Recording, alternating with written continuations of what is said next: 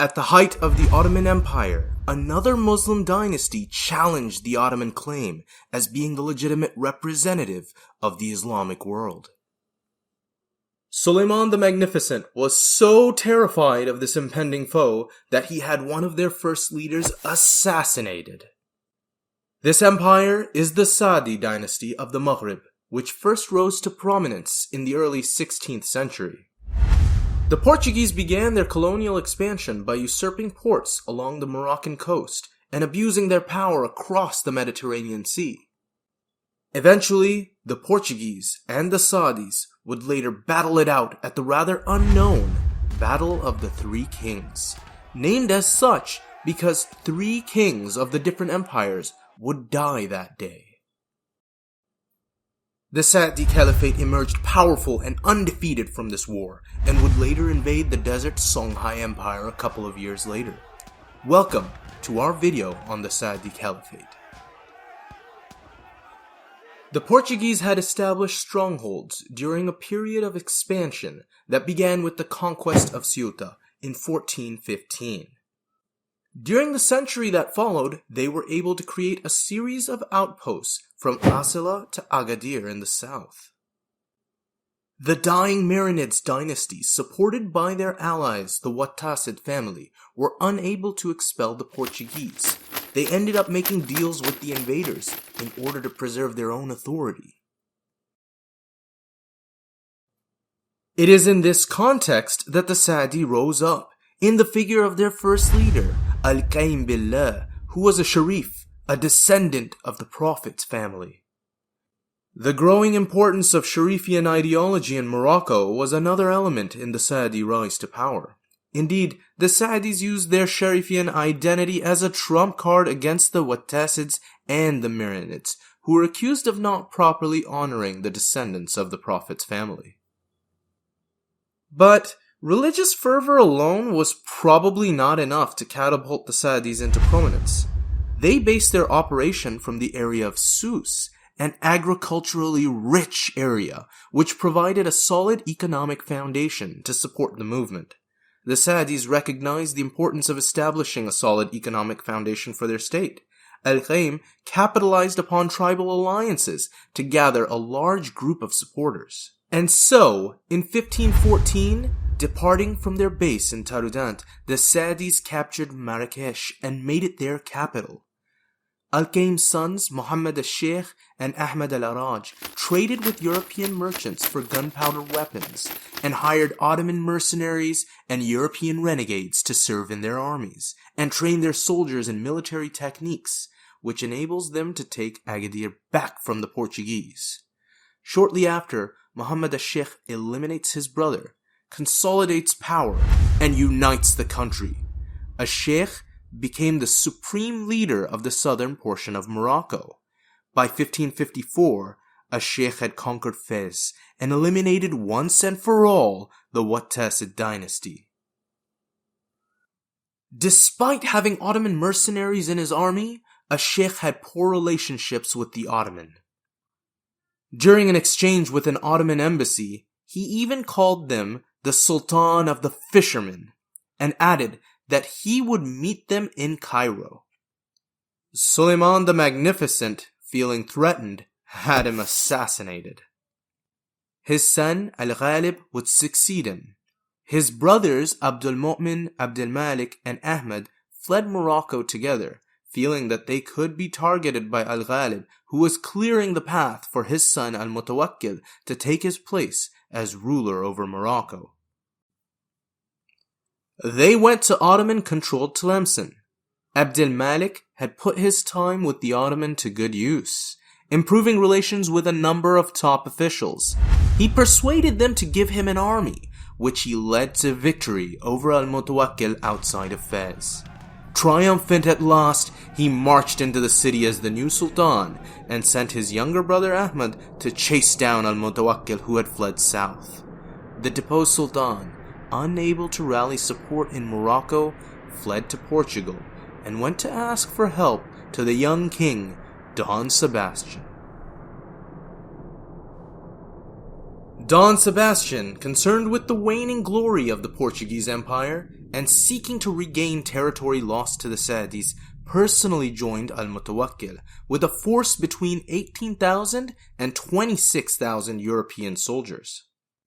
They sailed and landed in Asila, from whence they marched to meet a much larger Saadi army at Wadi al-Makhazin, where Abd al-Malik and his young brother Ahmad had prepared.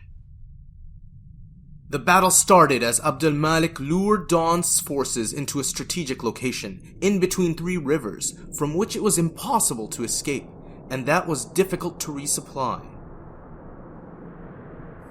Lines were structured as such: cannons at the front, markmen right behind them, with the Amazigh soldiers behind them.